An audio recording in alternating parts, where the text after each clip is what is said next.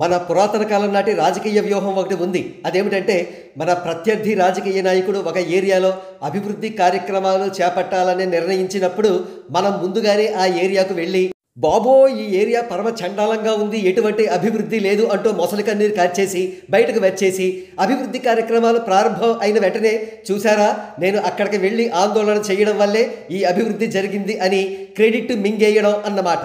పిఠాపురం నియోజకవర్గంలోని టీడీపీ నాయకుడు వర్మగారు మన పూర్వీకుల కాలం నాటి ఈ రాజకీయ స్ట్రాటజీనే ఉపయోగించి తాజాగా భంగపడ్డారని చెప్పక తప్పదు.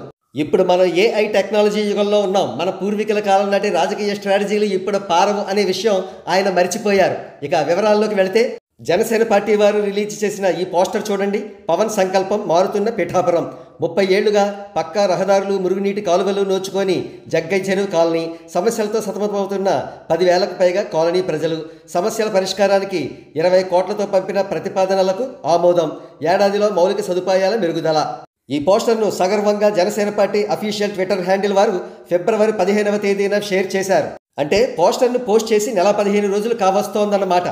ఇందుకు సంబంధించిన పెద్ద న్యూస్ ఐటమ్ ఈనాడు న్యూస్ పేపర్లో పబ్లిష్ చేశారు కూడా.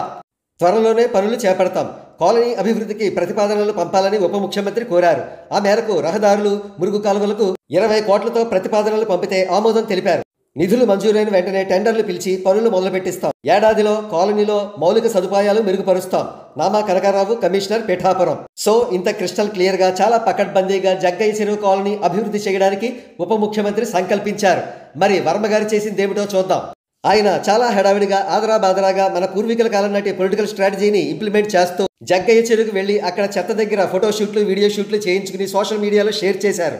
కానీ 20 కోట్ల రూపాయలతో జగ్గయ్య చెరువుకు అభివృద్ధి పనులు అనే జనసేన వారి పోస్టర్ ప్రస్తుతం వైరల్ అవుతూ ఉండడంతో వర్మగారు అనవసరంగా ట్రోలింగ్కి గురవుతున్నారు. అక్కడ పనులు ఆమోదం కాబోతున్నాయని ముందుగా తెలిసిన కొంతమంది నాయకులు, అధికారం ఉన్నప్పుడు ఆ సమస్యలను పట్టించుకోని వారు గత వారం అక్కడ పర్యటనలు చేసి హడావిడి చేశారు.